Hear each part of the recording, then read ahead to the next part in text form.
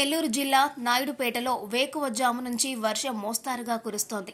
బంగాళాఖాతంలో ఏర్పడిన అల్పపీడనం తీరం దాటినప్పటికీ నాయుడుపేటతో పాటు పెళ్లకూరు, ఓజిలి మండలాల్లో వేకువ నుంచి ఉరుములు మెరుపులతో మోస్తారుపాటు వర్షం కురుస్తోంది. వర్షం కారణంగా ప్రధాన రహదారులు జలమయమయ్యాయి. ఆయా ప్రాంతాల్లో రైతులు వరి నాట్లు వేసుకునేందుకు సిద్ధమవుతున్న క్రమంలో కురుస్తున్న వర్షంతో హర్షం వ్యక్తం చేస్తున్నారు.